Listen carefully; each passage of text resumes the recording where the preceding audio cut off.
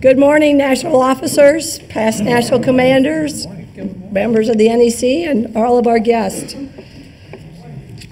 As you may have noticed in your handouts, there is this article. The photo in this article is startling, but the headline is not the least bit surprising.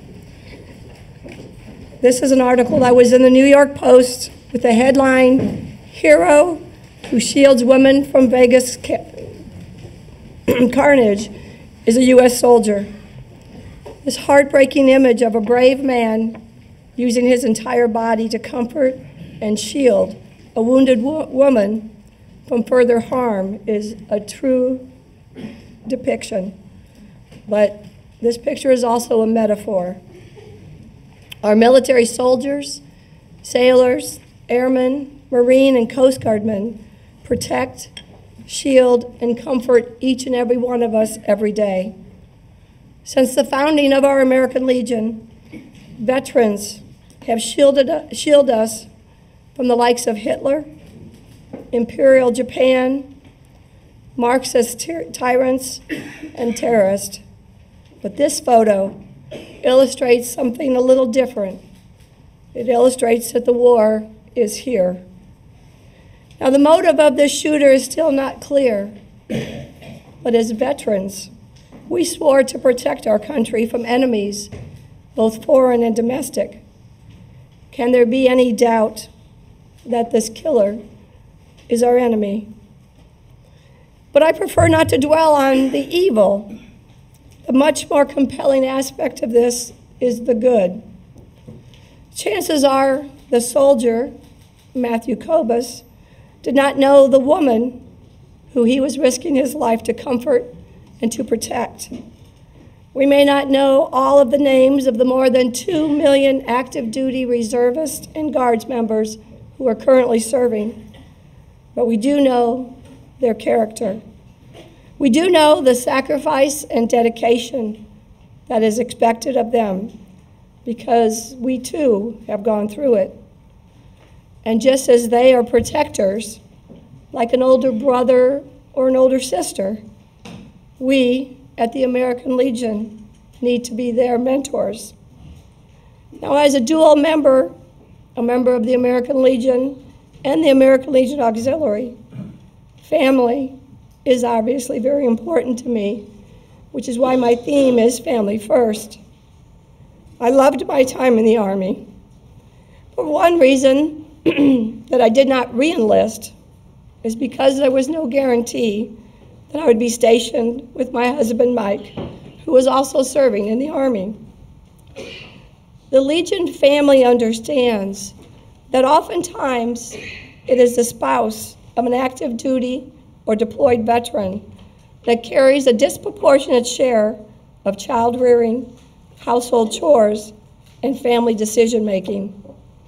Today, the U.S. military is much more family-friendly, and I like to think part of the reason is because of the advocacy of our own American Legion family. In reality, it's the American Legion family that takes care of our nation's families. We see it along our Gulf Coast after the devastation of Hurricane Harvey, Irma, and now most recently Nate. Communications in Puerto Rico are still not fully restored since Hurricane Maria hit. But I know that our American Legion family is making life better there for those who live there and in the Virgin Isles. We are well represented within the ranks of our first responders, our military personnel, and our FEMA workers.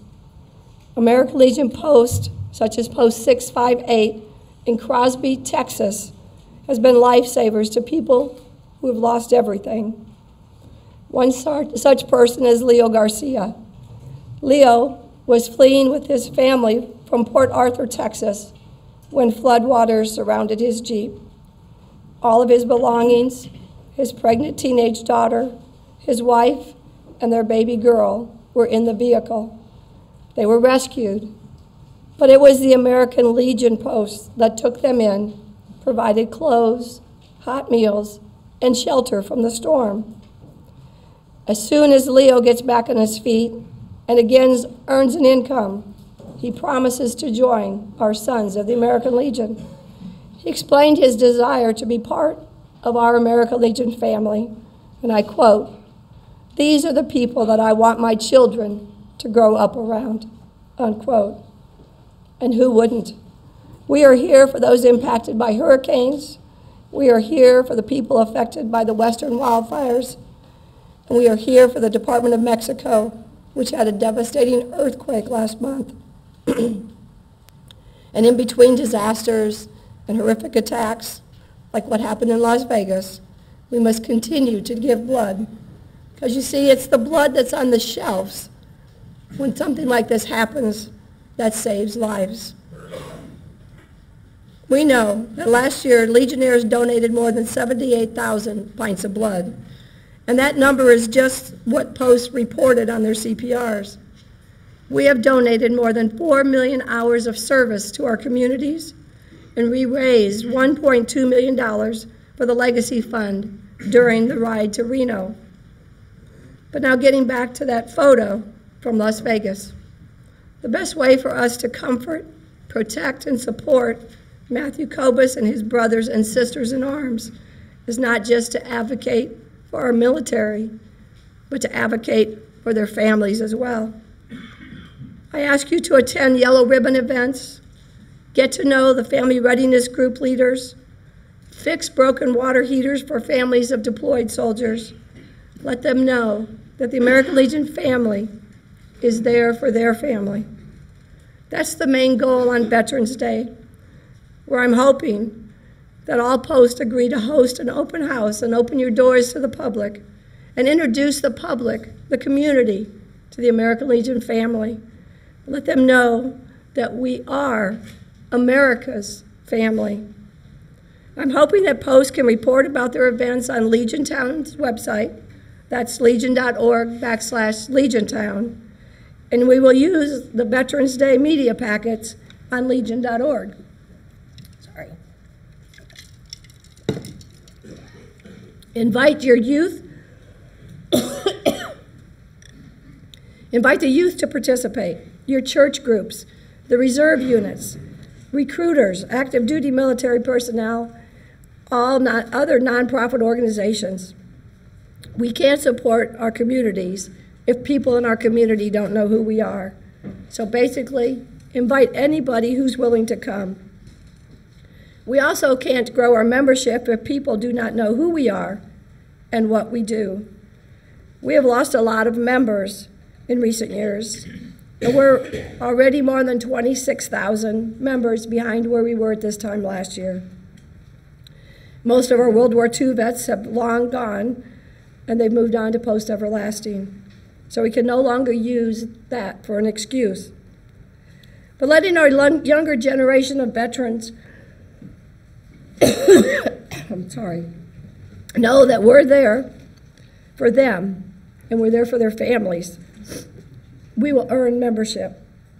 The fantastic legislation that we've passed, bringing greater accountability in our VA, whistleblowers are increasingly being protected, and a better and forever GI Bill. We have seen the Appeals Modernization Act, which was signed on stage at our national convention. And then most recently, Congress approved and the President signed the commemorative centennial coin for the American Legion. These are the types of issues that will keep us in the public eye. But it's what happens in our local level post. It's the family level. That's what matters most in our communities. The choice program is still very confusing to a lot of people. But having your service officers explain it to our veterans in your area, we can not only improve their lives, but we can introduce them to extended family members that they didn't even know that they had. Our benefit fairs, our open houses, our dinners, our blood drives, there's no limit to what our organization could do. So while we often use these meetings to focus on membership programs, operations, legislative priorities, let us also remember the importance of keeping family first. We owe it to those who are protecting and defending us each and every day. So thank you, and I hope we have a great meeting. Thanks.